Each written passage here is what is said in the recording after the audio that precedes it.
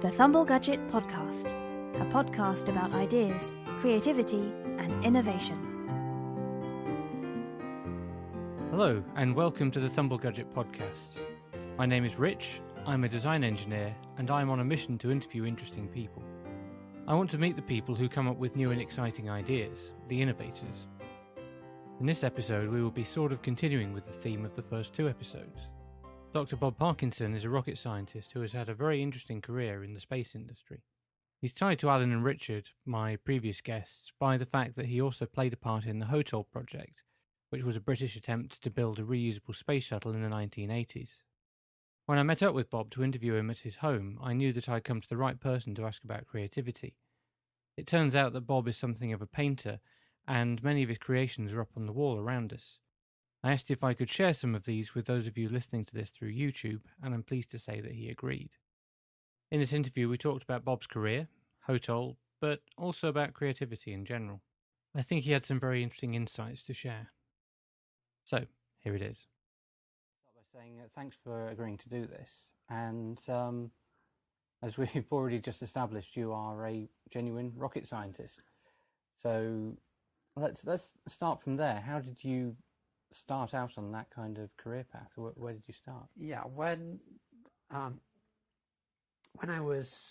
came out of university with my second degree, I went and looked at places, and I joined what then was the rocket propulsion establishment at Westcott, and went to work on the use of liquid hydrogen as a rocket propellant. At that point, the UK was still interested in developing the Blue Streak launch vehicle for a satellite launcher, and one of the developments was going to be a liquid hydrogen upper stage, so that it would become a sort of British version of the Atlas Centaur. So there was a little group of us working at Westcott for what was potentially going to become the upper stage of the European launcher. So the Blue Streak was originally developed as an intercontinental ballistic missile, yes. In Britain. In Britain. And once it had been developed, I think they developed it and decided they didn't want to use it, is my understanding. Essentially, they found difficulty in getting a good deployment. I've seen some of the things, and to some extent they misjudged the capabilities of the Russians. But they came to there was a conclusion that this was not going to work as an ICBM, though in fact we did all the original work on silo launching. The thing was going to be buried in silos, and when the project was cancelled, all that went to America, where all their missiles sit down silos, based on the work that we did at Westcott in the 1960s. That's beside the point. So you said you were working on an upper stage. Yes. So at that convert point, it into a satellite launcher. Blue Streak was hawked around as a potential first stage of a European launch vehicle with cooperation from the French and the Germans and the Italians. But Blue Streak itself didn't really have enough push to be a significant satellite launch vehicle, in particular because the objective was going to be to launch communication satellites, and so you needed something a bit bigger. And one of the ways of upgrading that was to put a high-performance upper stage, liquid hydrogen upper stage, onto the Blue Streak to make it look very similar, and in fact a lot of the technology is common, to the American Atlas Centaur, perhaps on a slightly smaller scale. And so I worked on that through the late 60s. Eventually, the Wilson government decided that it couldn't afford that that project, partly because while our bit worked perfectly, the other European bits didn't work so well, and so the UK pulled out of the thing. The French carried on with the technology, and eventually it became Ariane 4. I mean, but the UK was no longer part of it, and the first stage wasn't a blue streak any longer. Sure. So you started working in at Westcott, and did you go in as an apprentice or No, a graduate? I had a doctorate by that time. Okay. I went in as a scientific officer for working with this fairly small group, and I used to wonder about this group because they seemed to drink a lot of coffee and stand around talking a lot of the time. And it was only later I discovered this was the Tiger team that they put all the difficult jobs onto, and really did a lot of work. And in fact, I became the expert on heat transfer as a consequence of this. And so one of my early achievements was to find effective models for predicting heat transfer in a rocket engine. So rocket scientists care a lot about heat transfer because basically you have hot gas in a rocket and heat gets transferred to the walls. My of the co-author of the book, Hans Sieblum, was one of the Germans at Peenemünde who come to the UK after the war, and his story is appropriate. He said that he was actually in charge at Peenemünde of production of new rocket chambers, and he said that it used to take him a fortnight to produce a new rocket chamber, and the test bed would reduce it to molten metal in about 2 seconds. And at this point, he thought he ought to understand some of the physics involved. Yes, we had that, and particularly with liquid engines, with cooled liquid engines, understanding the heat transfer is at least half of the problem, if not 3/4 of the problem. Sure. So you described this group that you were in. Were they? I'm trying to get a handle on what sort of people they were. Was it a creative group of people? It was. It was a very varied group. In fact, I had similar experience when I became superintendent at Waltham Abbey in the 1980s. That the group consisted of everybody from people who were really academics down to nut and bolt engineers and so forth. And the group at Westcott had its own workshop and its own test site and so forth. So it had everybody from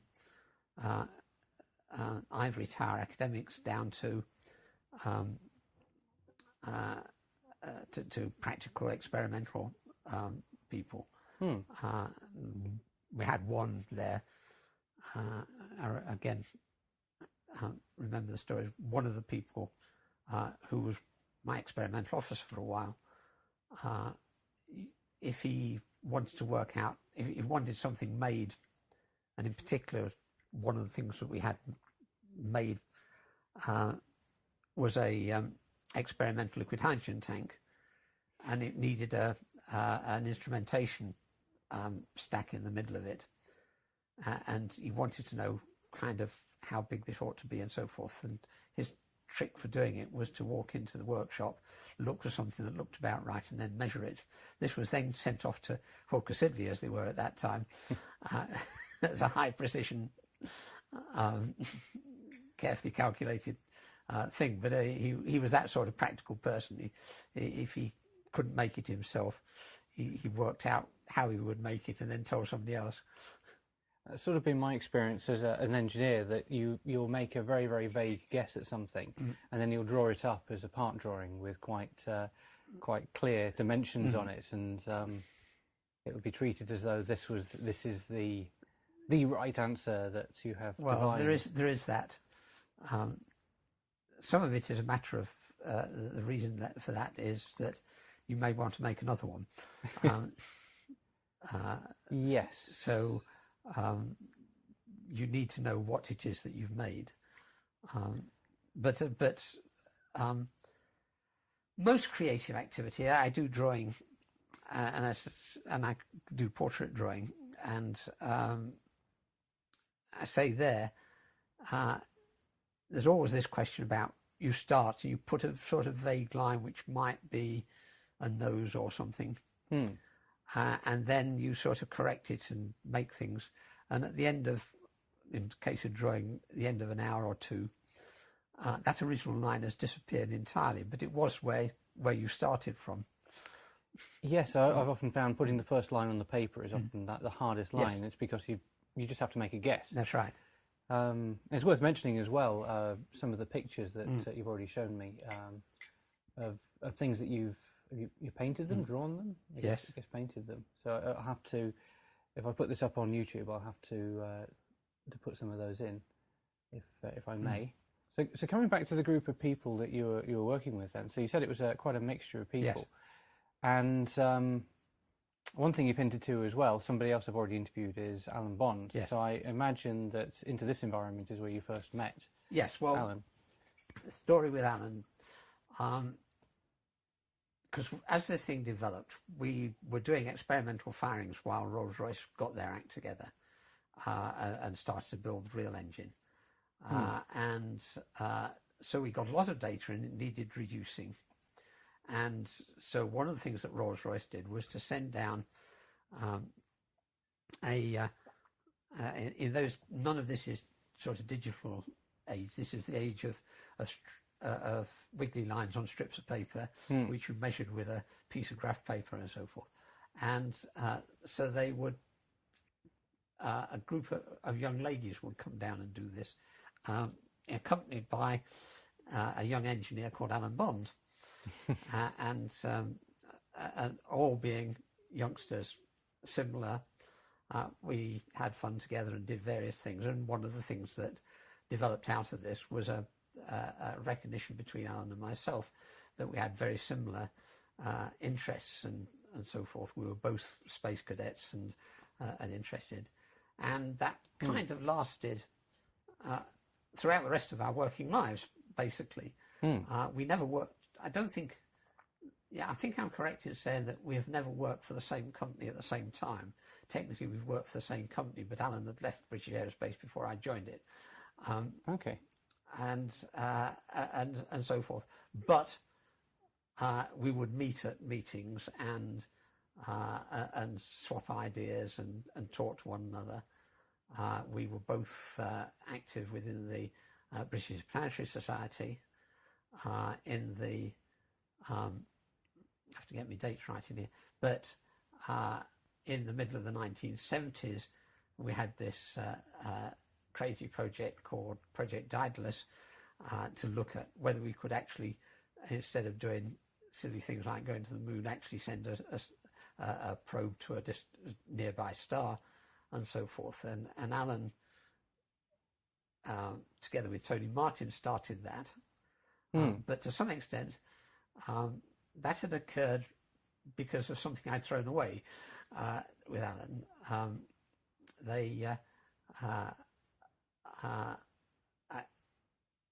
Alan had been asked to write a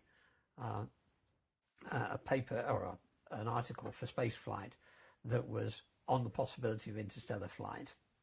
And I said, and I knew that, and I said to him, well, I had some ideas on that myself. I'll send you a few notes I'd made, which I did. And one of them, I said, you won't be interested in this because you can't stop at the other end. And Alan received this letter package one Saturday morning, and I kind of remember he said he got a cold or something, wasn't feeling, read the thing that said you can't stop at the other end, and so why do you want to bother to stop at the other end? Most of the early interplanetary probes were flybys. Could we build a flyby? That was the easiest thing to do, and that was the birth of Project Daedalus, for instance. And so once again, our paths crossed. We used to, along with other people, get involved in things. So Daedalus is a project that Alan mentioned at the end of the interview I did with him, and my understanding was it was a theoretical look into a space probe that could go from the solar system and fly by. Was it Barnard Star? Barnard Star was the target system, and Richard actually commented that Alan's reason for joining Cullum to look at fusion was he wasn't necessarily interested in civil reactors. He wanted to know how to build starship engines, which is absolutely hilarious. It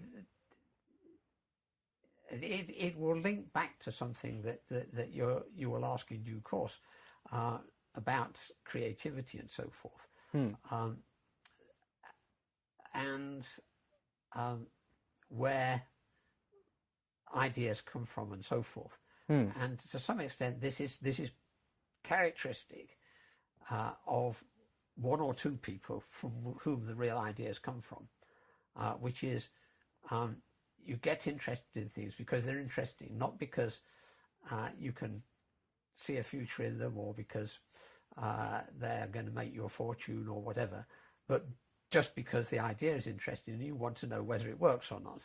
And so you pull on the piece of string, and sometimes the piece of string turns out to be 6 inches long and not very interesting, or something else gets in the way or whatever. And sometimes you find that you've got hold of the end of a rather large snake which you've got to hold on to. A snake or a bird's nest of tangled strands. That's right. You have loads of fun trying to unpick again. And I think that, Daedalus worked that way. It was of no practical value, but it pulled on a piece of. It was interesting. We had fun doing it. It got interested in other things, and so we and various people on it, as a consequence of this, went off and found other things interesting and so forth.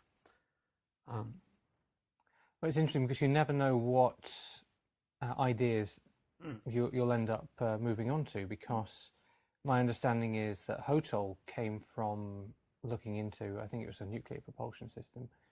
I think that's what I've heard from Alan before anyway. So before we go on to that, I guess, is there anything else worth talking about in terms of your time at Westcott?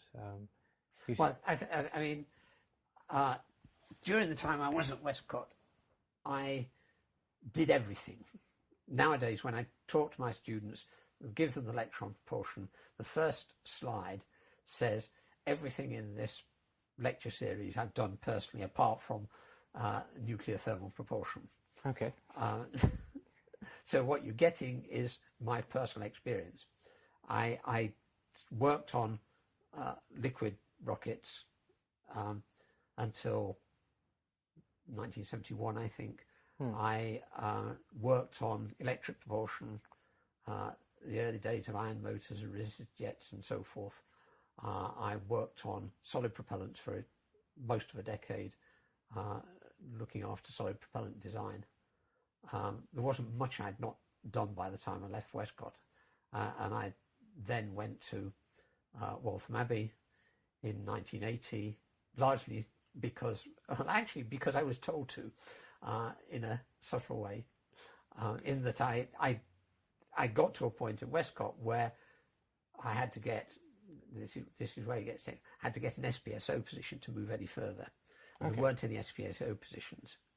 So this was climbing up the company civil hierarchy. Civil service thing, and I knew, and because it's a fairly narrow field, I knew where all the things were, and I knew that none of these positions would likely to come loose very quickly. And then one day the director called me into his office and said, "Are you applying for the SPSO position at Waltham Abbey?" And I said, "No, it's a chemist position." And he said, "Are you applying for the job at Waltham Abbey?" And I said, "Yes, sir."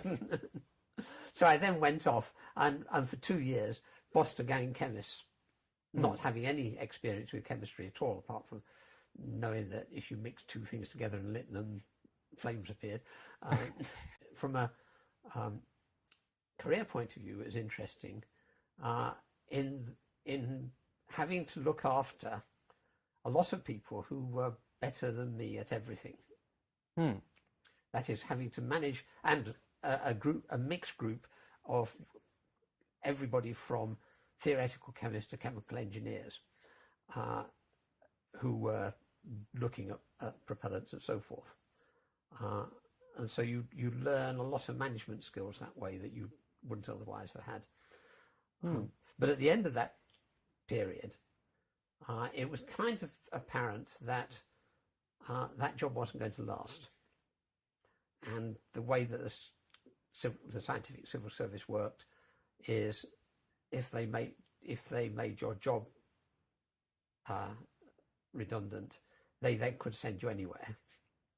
Oh. I mean, that was basically, they couldn't reduce you in rank, but they could move you anywhere. Okay. Right. And I kind of knew this was going to happen. This was just intuition more than anything. But I then started to think about what I wanted to do. And I happened to meet Charles Martin from what had been Hawker Siddeley and was now British Aerospace at Stevenage, who I'd worked with when we were doing liquid hydrogen. So I knew him quite well. And he was a British Interplanetary Society member as well. And I said casually, have you got any good jobs going at Stevenage then? And that was basically the interview for Stevenage.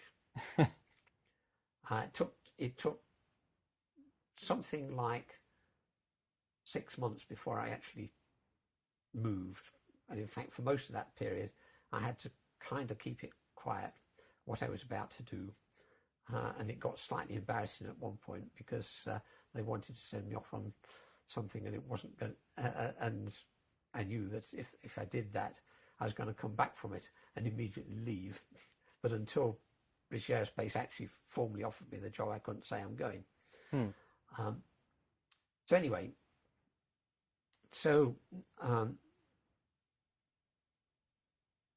I then went into British Aerospace in November 1982, I think, yeah, carrying something with me. And this is, again, where do ideas start? And you mentioned HOTOL. Alan knows the date, and I can never re-find the date of this, but there was a conference in London on what would eventually become Ariane 5. It was a meeting, and the French were coming around to various places and making presentations on what they saw as a development from beyond Ariane 4 for the next generation of launchers. And Alan and I went to this meeting, met one another, we'd not seen one another for a little while, so we sat at the back and kibitzed and things, and looked at what they were proposing, and they were proposing a liquid core with two big solids on the outside and a winged orbital vehicle on the top. Now, this was the little Hermes shuttle idea, which never got built. But Alan and I looked at this and said, "This is Titan III dinosaur in disguise." Of course, dinosaur, not like the prehistoric dinosaur, no, but this was the American project back in the 1950s, before anybody had put anything into orbit. Put an Air Force guy into orbit on a winged mini space shuttle. Mini space shuttle, yeah. And one of us, probably Alan, said there ought to be a better way of getting into space than this. Getting into what is basically the 21st century than reinventing the 1950s. And we went our separate ways. And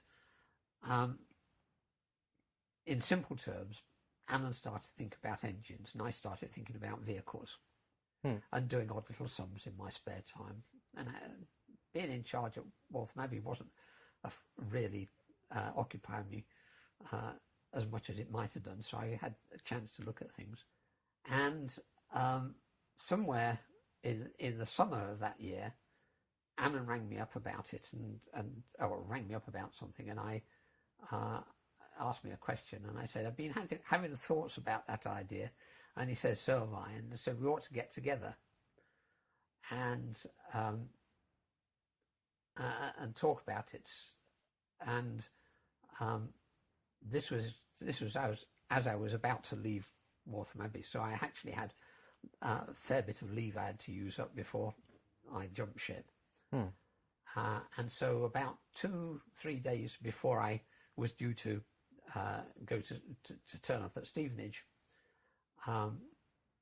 we had a meeting in Alan's office at Culham, came up with a basic idea of HOTOL, what to look at, with John Scott there, and I went off to Stevenage with this in my pocket, as it were, and John Scott went to Rolls-Royce with it in his pocket.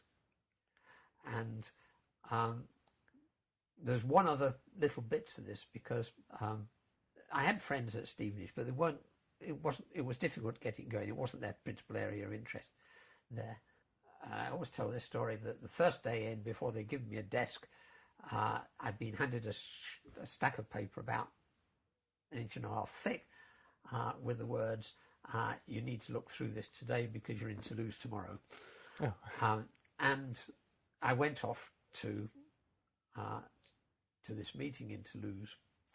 A little bit of a shock to both me and my wife. And it turned out this meeting in Toulouse was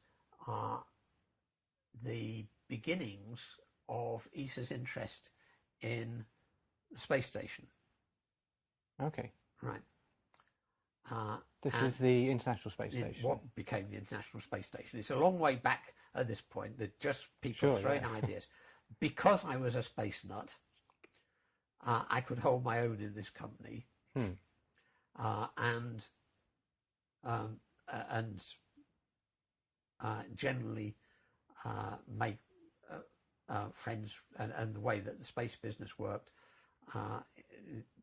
while it had all the different major companies in Europe involved, but it was once again it was the people who you met and worked with and so forth. So it wasn't which company you were in, it was who you were collaborating with. So I got to know the people involved in all this and take part in this. And if I carry on this sideline, this did turn out to be quite important, because having messed around with various things for, I suppose, it must have been about a couple of years, with the UK as usual sitting out on the edge, the fringes of this, not really interested in manned space at all. In fact, the government was fairly hostile to the idea of manned space. But after a couple of years, the guy who'd been leading all this at Bremen in Germany, who were interested in manned space flight, rang me one day and said, ESA don't want us just playing around with what we've already done and deriving things from Space Lab and so forth. They want us to look at some of the new things. And Germany's obviously interested in the manned side of the thing. So we're going to do that. But there's this thing called a free-flying platform, which is an unmanned vehicle, which nobody else wants. Would you do it? I sometimes have reminded Peter that he gave away MVSAT this with that casual throwaway, because I took it and did some work on it and thought about it, and I thought, and a lot of the ideas that were going around were a little pie in the sky, and I thought, at the end of the day, this could be the only thing that flies. Because the space station might never happen. Because the space station went in and out of favour and all the rest of it. So it's worth saying at this point that MVSAT was a pretty big satellite. Yes, it's the biggest one that we've launched. It's the most expensive one that we've launched. It was a whole Ariane 5 launch in the end. Is it about the size of a bus, I think? About that sort of. I've seen Bigger pictures than of that. it. It's big. I think there's about 11 tons there. it's the biggest thing that we built, and I used to, because after we basically won the thing, it got the hard work all got moved down to Bristol, who were involved in Earth observation and so forth. And every time I went down to Bristol, they used to take me down to their assembly area and show me this monstrosity growing there. And I said it was on a piece of A4 paper when it left me. So it was actually integrated in the UK, built? Yes. Oh, I didn't realise that. It was led by the UK. That got me involved. Basically, when I said, I think this might fly, my boss, who you need to be in part of this story, who was the director in charge of future things, was Peter Conchie. And he agreed with me, and so at that point I learned a lot about politics and things, and we actually got everybody to sign up to it in the UK, and it became the UK's major bid, and eventually it became its own separate project. It took a long time actually before it flew, and in fact it flew the year I retired, but it gathered UK interest because the UK was interested in Earth observation. It was interested in unmanned satellites and so forth, and so forth, and things like the Met Office and so forth were in favour of it, and so yes, in the end, it was successful until it went dead on orbit, and we're now having trouble about there's a large object in space which is going to get down on us, and we don't know quite what to do about it. But that wasn't my fault. Well, it's a thing that I'm finding quite interesting about talking to anybody who's in space, space rocket science and so on, is that it seems to be one part rocket science to one part international politics. No, there's worse than that. Charles Martin, who was the guy who got me into Stevenage in 1982, he had a law which I keep quoting, and people keep thinking it's my law, but this is Martin's law, and it said the thing you learn is it's politics, economics and engineering in that order. Politics first, economics second, who's going to pay for it? Engineering is the least important of the three parts to it. You need good engineers, but if you've not got the politics and if you've not got the economics, then you've not got the whole thing. And I guess that if we can sort of steer this conversation back to HOTOL, I guess the reason that HOTOL got off the ground was that as an idea it was economically viable. It was economically attractive and politically attractive.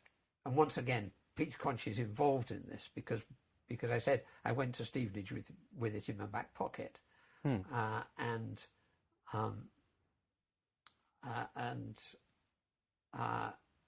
it wasn't really Stevenage's major interest, but Alan had also talked to Peter Conchie. Now, Peter Conchie arrived as Director of Future Work at Stevenage about 2 months after I did. And in fact, I had reason to talk to him before he arrived, before I knew he was going to appear.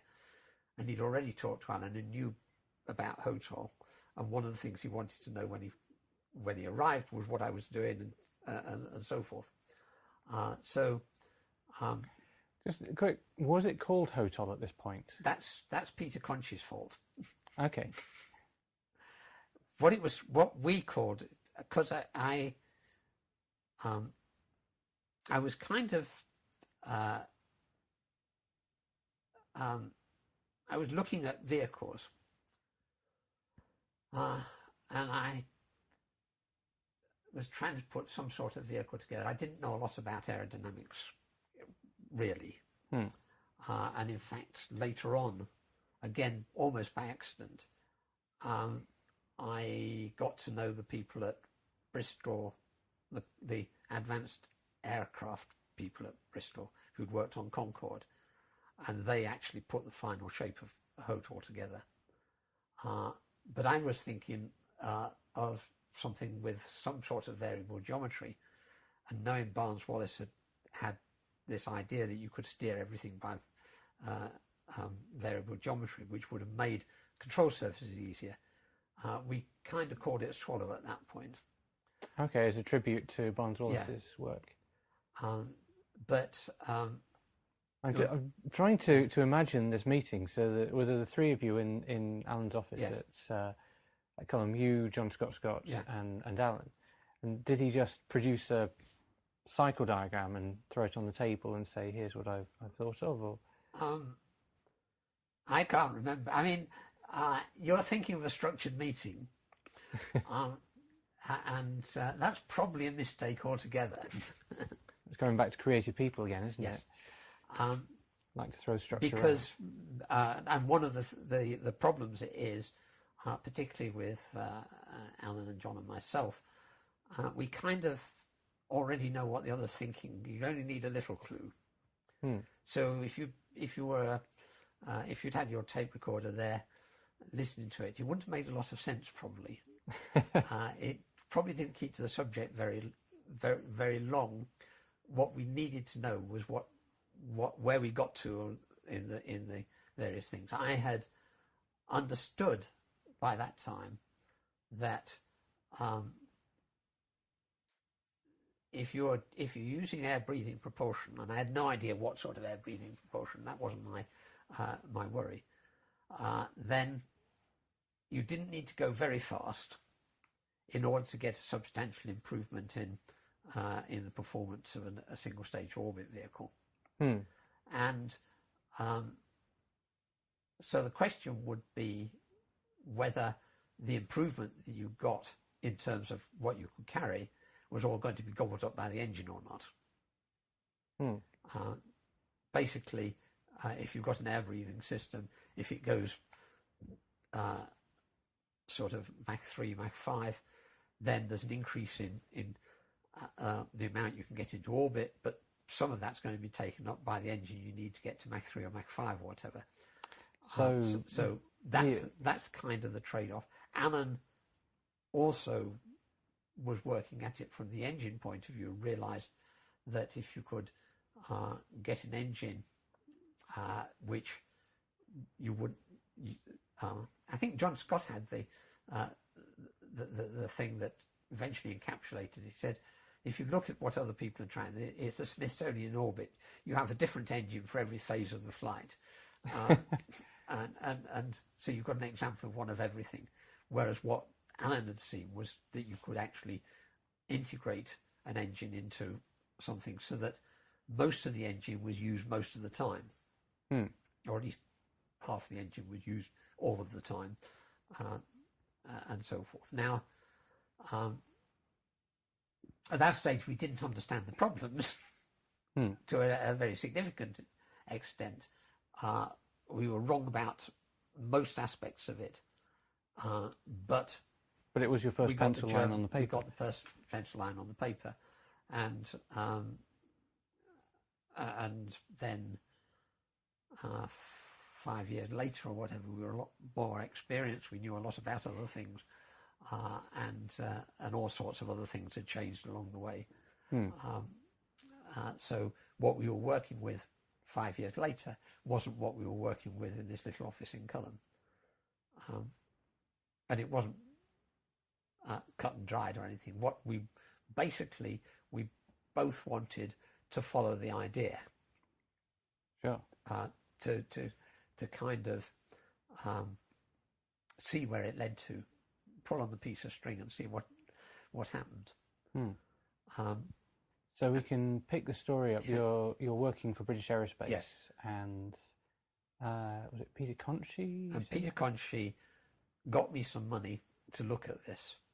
My principal activity at that stage was working on the what was then the Columbus program, what would eventually be the Envisat, I think, on the polar platform, where we were putting together a major bid for this work. We were getting the politics in order. We were lining up all the arguments. We were getting our collaborations together and so forth. But one of the things that that did, it got us talking to the minister, who at that point was Sir Geoffrey Patty, who was enthusiastic, and he got enthusiastic about both projects. So Envisat and your... And HOTOL. And HOTOL. Yeah. HOTOL was Peter Conch's name, and he said, one of these days we'll run a competition on Blue Peter to find a nice name. So what you want is the ugliest name you can find.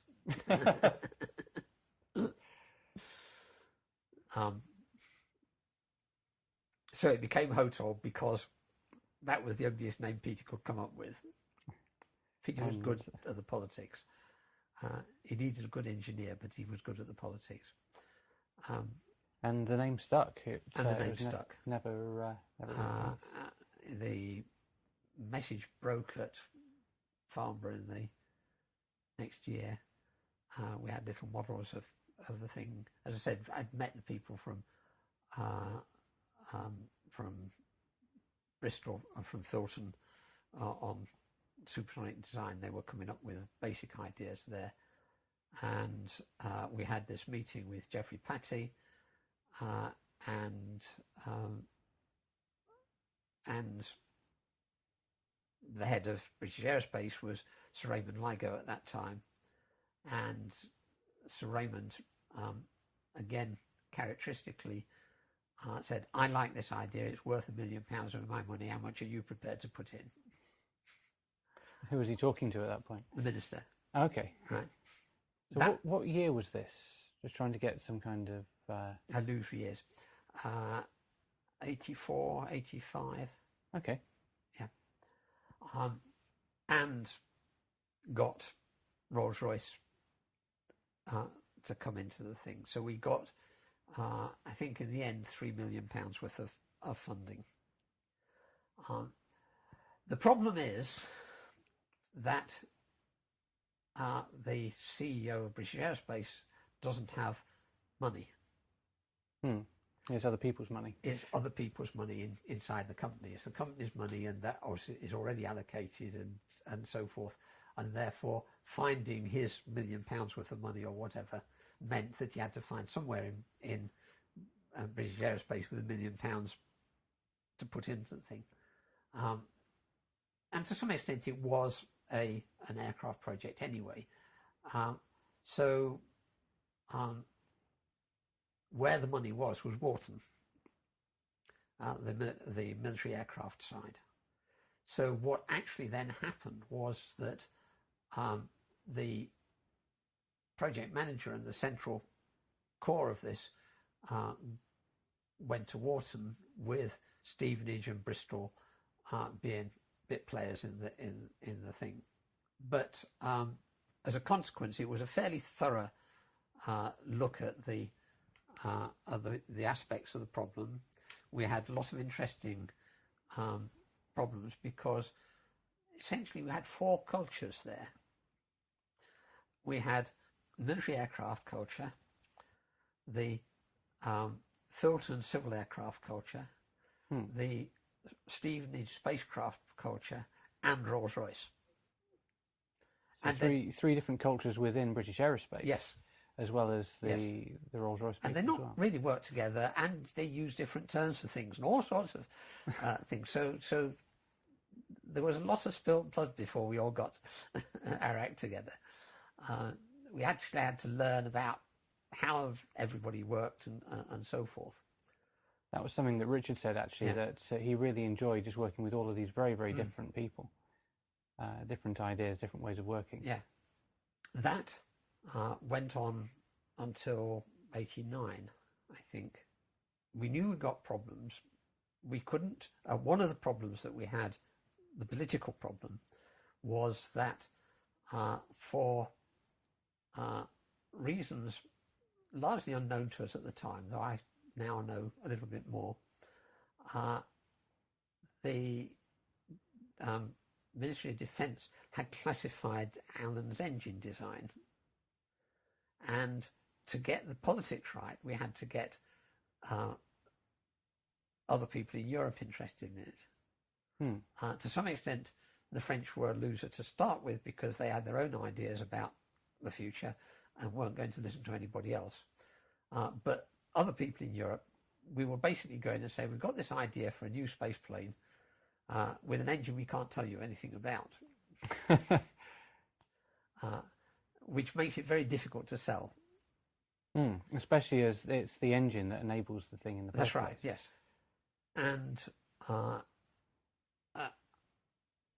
And so that meant it was difficult to get the UK to invest significantly after a while, after its initial funding, particularly since the minister changes fairly regularly and so forth. And there was always a worry coming from Ministry of Defence, for instance, that if they backed the project, they would suddenly find themselves funding the whole thing. And this wasn't going to be a cheap enterprise when you build a full-scale vehicle of that sort. So we dribbled on until the late 1980s, partly because it was kicking up interesting bits of technology.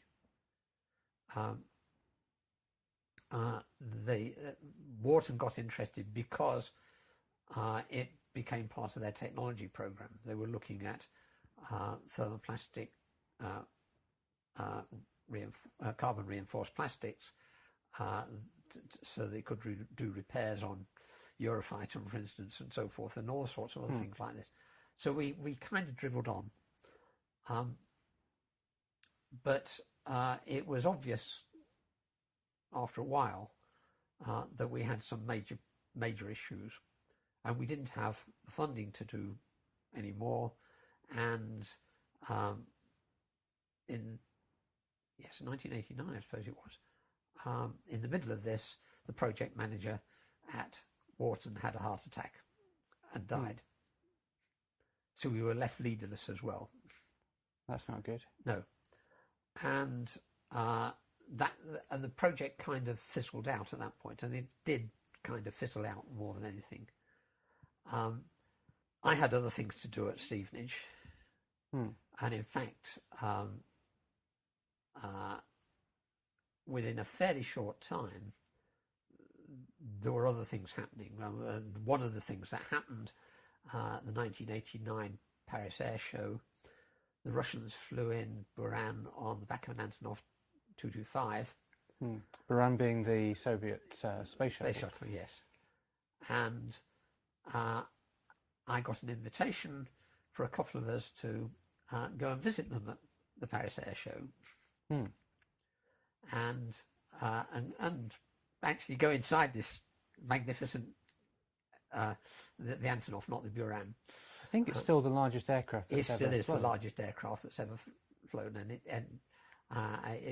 it was fantastic. This is the first time we really learnt about Russian sense of humour, but we went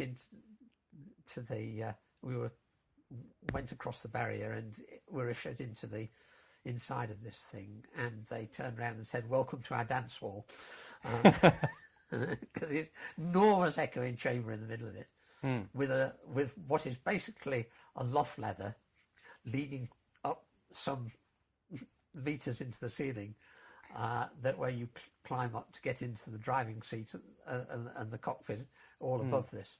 And one of the things that they showed us at that point was a picture of the Antonov 225 with a HOTOL on top of it, and they as an aerial launch capability. Now the Russians had been looking at the possibility of air launching things from the back of the Antonov 225, and in fact their so-called MAX vehicle was one of the design constraints on the Antonov 225. It wasn't just built for carrying Buran around. It had other missions, and one of them was the possibility of launching an air-launched orbital vehicle from the back of it. So they'd drawn the picture of HOTOL on the back of it themselves? Yes. And they just sprung it on you? That's why they wanted me and my friend from Wharton to come and visit, you see. And we made polite noises and went off and looked at the other aeroplanes and so forth. The Antonov 225 was very impressive. But then 1989, 1990, the wall came down. Glasnost happened in anger. The Soviet Union disintegrated, and early in 1990, one of the guy who was actually technical director of British Aerospace as a whole led a mission into Russia to find out whether they could pick up bits of technology in the fallout from the disintegration of the Soviet Union and do collaboration and so forth. And he discovered that the only thing the Russians wanted to talk to him about was HOTOL. And the possibility of doing a vehicle like that, air launched from the back of an Antonov 225. And so 6 months later, I was there in Moscow with a group of people talking to Russians about what then became the Antonov HOTOL concept, which basically kept me occupied for the next 2 or 3 years. So I was fully occupied talking to the Russians about things during that period. And the rest of the time you spent at Stevenage, I presume you were there until 2002. 2002. Yeah. The interest in launch, I mean, I've done a lot of work with ESA on launch vehicles of one sort or another. We looked at, with the Germans, on a scramjet to orbit vehicle, which still appears in my lectures. Was this the one that had a negative payload? Yes, it had a negative payload. We squeezed everything to the extreme, to the point at which I said some bits of it would have to be made by trained ants running with welding torches, because that was the only way of building that sort of structure. And eventually we wound up with a vehicle with a 700-ton takeoff mass and minus 9 tons of payload in orbit. That was the best we could do. We'd done other things. We'd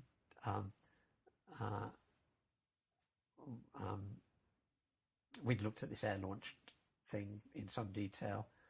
Trying to think. Some of the things look a bit like, not necessarily my ideas, but things that we looked at look a bit like some of the things that SpaceX are now coming out with. That is, recovering the first stage and so forth.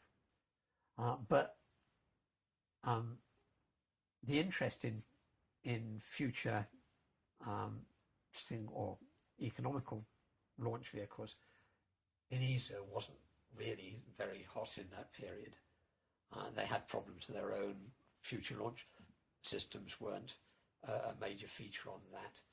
The French don't like it anyway, because they'll tell ESA what to do when the time comes, was the attitude. The Germans were trying to get somebody interested. I'm trying to think the order, because the order I can't remember why things worked in this particular order. I remember there was a point at which I went to a meeting in Bremen when I decided that they wanted me for my body rather than my brain, because they weren't interested in what I thought, but they wanted me in the meeting to say that I'd been there. But I started to do other things, and one of the big things that I did in that period was Euromoon, which was the brainchild of the first ESA astronaut for HOTOL, who saw the millennium coming up and said, could we put a lander on the moon by the end of the millennium? And again, very unconventional character.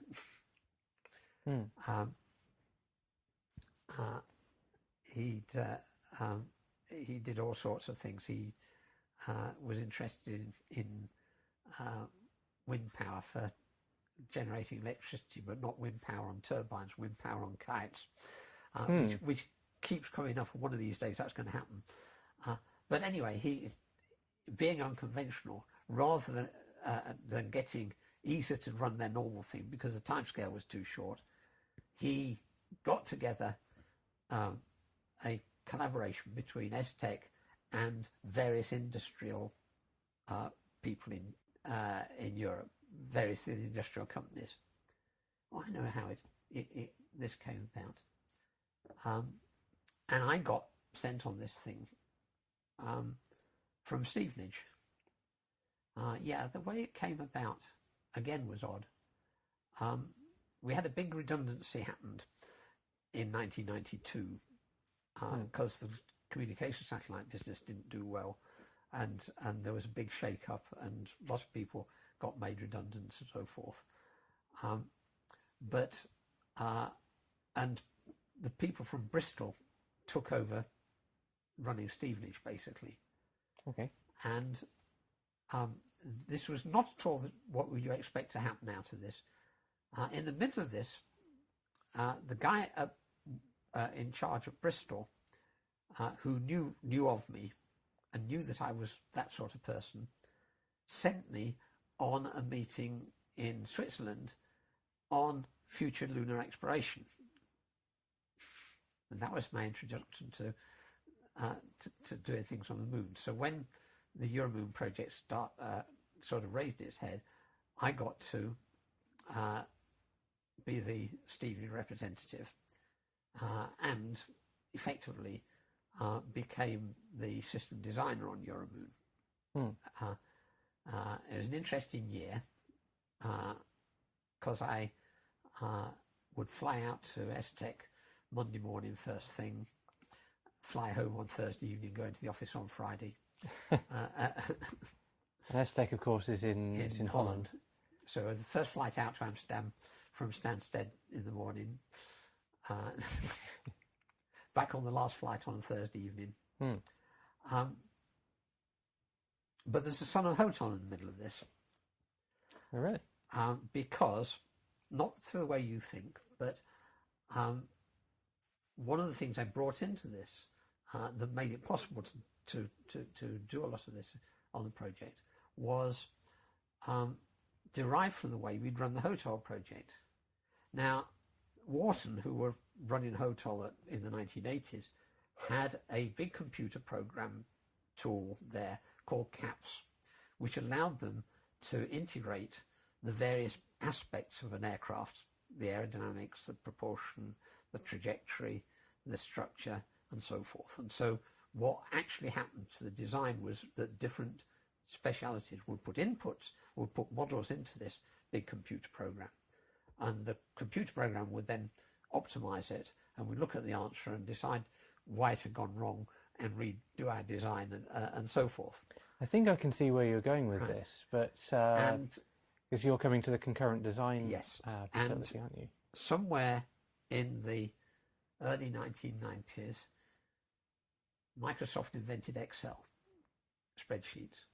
I was going to say, if it was a computer tool in the 1980s, it was going to be... It was a horrible computer tool. You needed a specialist to run it. Yeah. It had been developed even earlier than that. It had its own language and so forth.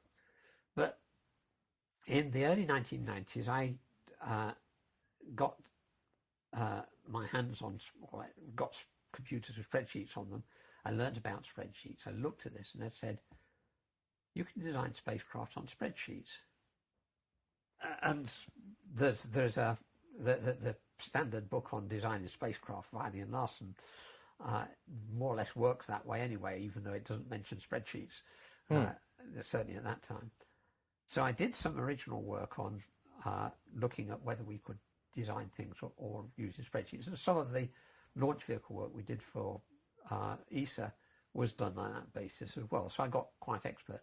So when I went to ESTEC on the Euromoon project, I essentially took this son of HOTOL as my working tool for how you did design of new spacecraft. every time that we learnt something about it, it went into the spreadsheet. The spreadsheet allowed us to integrate all the bits together. We could try various ideas and see whether they worked, and so forth. And everything kind of worked into my computer. And while I was doing this, my opposite number at ESA, Massimo Benedetti, looked over my shoulder, sought out what I was doing, and said, "That's a good idea. Why don't we do things that way all the time?" Now, it wasn't particularly original to me. In fact, one of my students recently, who I got working on this sort of way of working, described this as a modern way of using information technology for design. And I took him up to say, I said, it's actually at least 20 years old, this. Because JPL were doing it, the Aerospace Corporation in America were doing it, and I knew that they were doing it, and I was doing it. Massimo went away after the Euromoon project folded, basically because we were moving a lot faster than everybody could keep up with us, and everybody got worried and pulled out,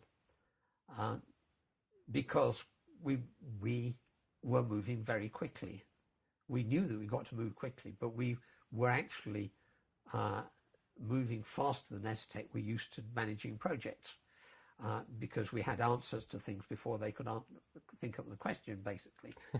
I've spent probably most of my career in the space industry, and I know exactly what you mean, that projects do move very slowly. Yes. And ESA was not really, and possibly still isn't, capable of handling a fast-moving project. So, but Massimo went away after I'd gone and said, we ought to have something like this at ESTEC. Started to collect old computers and things, match them together, and produce a concurrent design facility, which is one way of dealing with that. I have a slightly different way of doing things, but it's essentially the same thing, which is that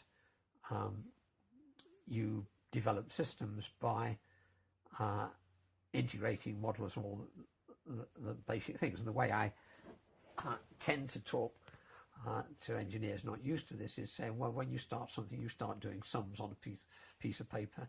Instead of doing them on a piece of paper, put them into a spreadsheet. When you use the results of that sums in some other parts of the system, connect that into the spreadsheet and keep doing it until you've got the whole system designed. And after a little while, the bits that you use, those calculations, are standard calculations for all sorts of spacecraft, so you can cut and paste them together and do things. And the great thing is that you know all the interfaces are right, because automatically if you alter one thing, it alters the things that's connected to that.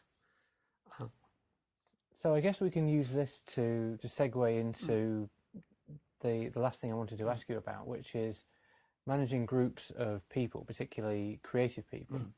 Because you told me in the past about things such as at certain stages of the project you want very different sorts of engineers. Yes. And I guess we can go into that from the concurrent design facility, that you probably want fairly creative engineers when you're trying to solve the initial problems. Yeah.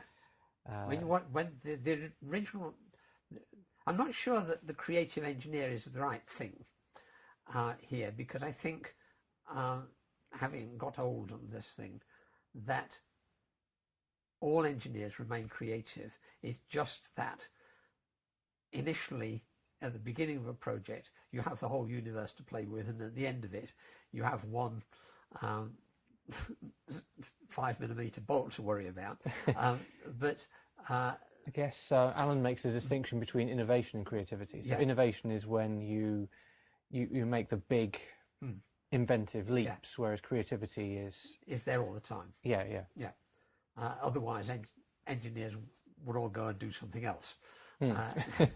And in fact, when you say management, a lot of the way you get good work out of engineers is to give them creative aspects in their project. To let them, it's not, you don't pay them more. In fact, I heard of one guy was running an electronic engineers thing, and he said, and it was one of Peter Conchi's stories actually. He said he knew that he couldn't give them a pay rise every year, but he could always have the latest chip available for them to play with. And so everybody wanted part of that. And people wanted to work for me, not because I could give them a pay rise. I never did get anybody promoted, but I always had interesting things to work on. The innovation thing is this business I said earlier of some people will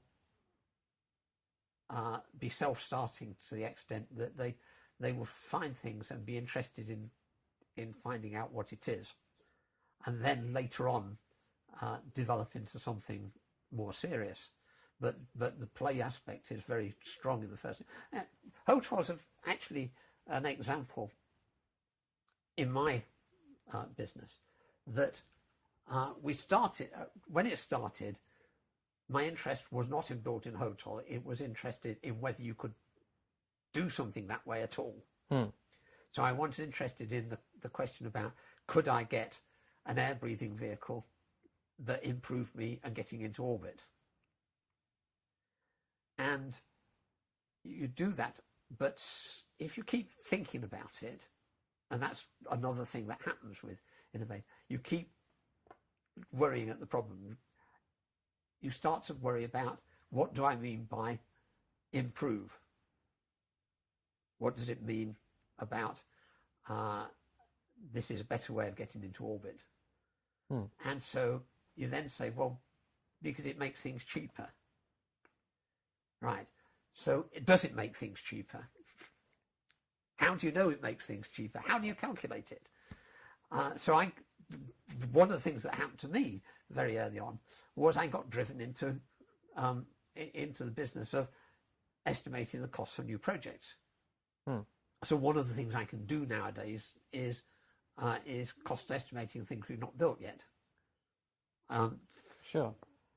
Very few people were doing that when in fact, I got frustrated when I was first at British Aerospace because I thought, this is a commercial company, they know all about costs. And the more I did it, the less I found they knew about it. I think that's also the innovative person's experience, is they'll go into an establishment. I'm thinking here of Frank Whittle and the jet engine. He started asking companies that could make steam turbines to make the turbines for his first jet engines when he was inventing the jet engine. And there were things that he'd calculated, and he says, well, what do you do to account for this? I think it was vortexing going into the intake of the turbine. And the steam turbine engineers didn't know. They didn't know. Yeah. And he had to... He'd gone to the people he thought were the experts and discovered that they didn't know and they weren't thinking about it. The classic story of this is it Jeff Hooper, the guy who built the Merlin engine for Spitfire, or produced the Merlin engine for Spitfire at Rolls-Royce? I couldn't tell you, but... And his story was that he was recruited by somebody into Rolls-Royce because they thought a bright young engineer would do some good. But when he got there, he had nothing to do. And he got bored, and after a few days, he went to the guy in the office next to him and said, "What do you do?" And the guy explained that he was trying to design superchargers, and he got a lot of data that he didn't know how to handle. And he said, "Can I borrow some of it? Have a look at it." So he went back to his office with this, and out of that came the supercharger for the Merlin engine, which basically won the Battle of Britain.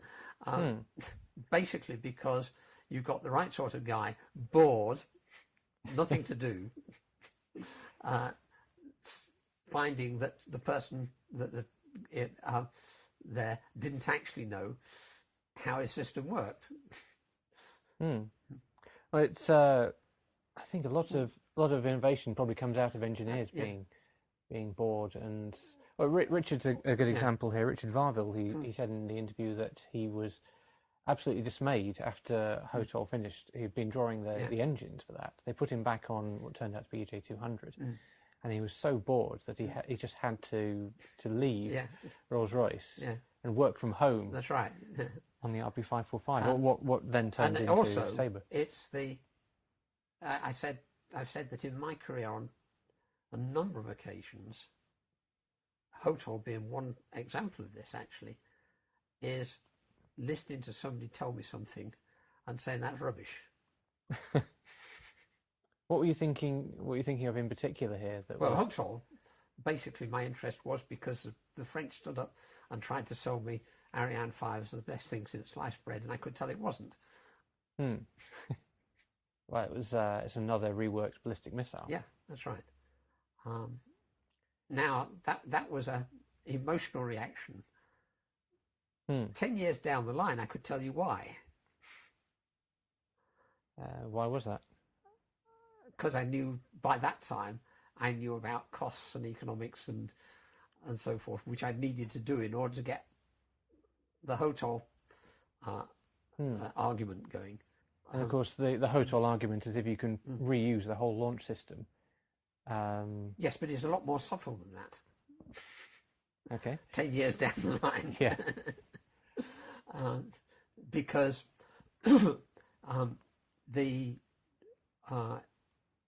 yes, the fact you get the hardware back each time means that you amortize the hardware over a larger number of flights, and so you can afford to have more expensive hardware if you can get the number of flights. So the question about the size of the market becomes interesting, because it doesn't work if you're only launching a dozen times a year. It does work if you're launching 50 times a year, once a week, if effectively. And somewhere in between those, there's a trade-off. And there are other aspects to it that you have to worry about, because one of the aspects of it is the cost of failure. And if you have a vehicle which is capable and got a market of flying 50 times a year, but has the current reliability of expendable launch vehicles, and there's no reason to suppose that the reliability wouldn't be that level, because we build our current launch vehicles to the highest quality standards, and we do all sorts of things to make sure they work, because we want reliable expendable launch vehicles. Sure. Then that would mean flying 50 times a year, once a year you would lose a vehicle, at least. And so if you lose it, and just losing a vehicle, and I'm saying this, the subtleties to this, just losing a vehicle isn't just a matter of writing off the cost of a vehicle and whatever payload it's carrying. As we've seen from the Challenger and so forth, the consequences of losing a vehicle go beyond that. First of all, you've got to find out why you lost a vehicle. You've got to correct it. You've got to stand down the program until you've fixed it. And so the next thing you come up against is, if I get one loss a year and it takes me a year to fix it, I'm not launching 50 times a year, right? Yeah, you're launching 25 on average. Yeah. And so you then have to say, hang on, why doesn't this apply to other things? Why didn't it apply to airliners? So not only do you now have to worry about the reliability, you have to worry about what happens when something goes wrong. So you start to take an interest, which expendable launch vehicles don't, in abort scenarios, in being able to have a failure and get your hardware back. Sure. Right. So you then find that you put in as much effort into getting the hardware back after a failure, yeah, as getting it into orbit at all. So I said it's subtle, and that's what happens. That's a 10 years down the line from your original statement, which is if you get your hardware back, it's cheaper. Yes. Yes, but it's more complicated. But it's more complicated. But that's a system engineering aspect that eventually, to get the program together, you've got to understand all the bits of it and connect them all together. And that's what takes the time. Okay, and just one last question to finish on, which is, where do you think creative ideas come from? It's quite a big question. But I'm just looking around at some of your artwork, and where did the idea for some of these things come from? Is it probably a similar place to engineering solutions that you come up with? So where does creative idea come from? It's a mixture of a lot of things. Quite often, and they all have to be part of this. It's no use getting an idea for painting if you can't paint. So you probably won't get an idea for a painting. But it will pop up out of your unconscious at the unexpected point. Poincaré's famous comment that he couldn't solve some mathematical question, and so he decided to give it up and take a picnic out, go on the bus out to one of the parks and have a picnic. And just as he was getting on the bus, he knew what the answer was, because he'd given up. It springs on, to some extent, it springs unbidden. It's not the critical aspect. A lot of the time, it's not the critical aspect of what you need. I can get a million ideas a day. It's the ones I want to do something with that counts. The ones I'm prepared to run with after that. And if you've got a problem, then oh dear, I can never remember the magic words. I'm going to have to read my own book for this one. There's a 4-stage way of solving problems. Here we are. Yes. 4 stages of problem solving: preparation, incubation, inspiration, and verification. All right. Right. Preparation is wanting to do something, knowing about what's there, doing a bit of library research, finding out what other people thought, what's going on, and so forth. Incubation is you kind of feel around, explore possible solutions. You probably get frustrated, you can't work it out. You show it for other things and put this problem into your subconscious. And in fact, stopping worrying it's a problem can be quite helpful. Inspiration then comes when you wake up in the middle of the night, or I used to get inspiration lying in the bath, which is embarrassing because you can't even write things down. It's somewhat a cliche, but it does happen. Yeah. And justification with the advice, sleep on it, in all things. And then when you've got that clue that you need, then the 4th step's quite important, which is to verify it, to make sure it's right, to explore it, to do something with it. So if you've got a bright idea, you've got to be able to do something about it. You've got to be able to do something with it. If you don't think that getting ideas is difficult, you should give a lecture on something like HOTOL, and there'll be idiots in the audience who've come in that day, not thought about it, and in the course of a 1-hour lecture will have thought, what's wrong with your idea? Right? There's plenty of people who will do that.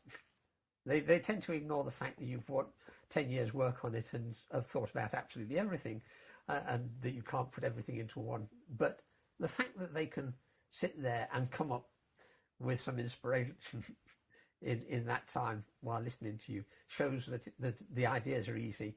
It's doing something with them. And some of the time it will be a matter of recognising you can do something with that idea. I guess that, I know writers I used to mix with, the literary set, and they would have very much the same statement. They will say, they will be asked, where do you get ideas? So that's not important. It's whether the idea is usable, whether you can make a novel out of it or something. Then I guess it's a regular cliche that everybody thinks they have a great idea for a book, but who actually goes and starts writing is the... And that's hard work. Yeah, it is. It takes time and takes experience and so forth.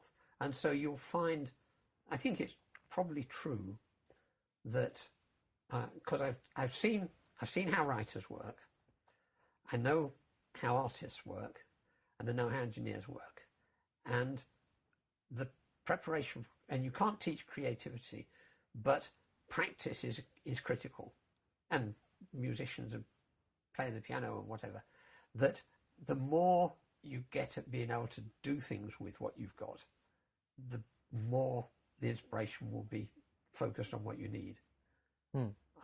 So if you're a good engineer, if you can translate philosophical concepts, I mean, I have this with the students.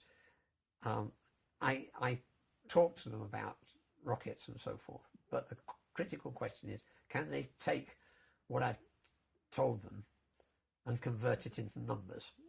That's quite often the thing with engineering. Can I decide how big things ought to be, or how I actually solve particular problems, or or is something important because that number?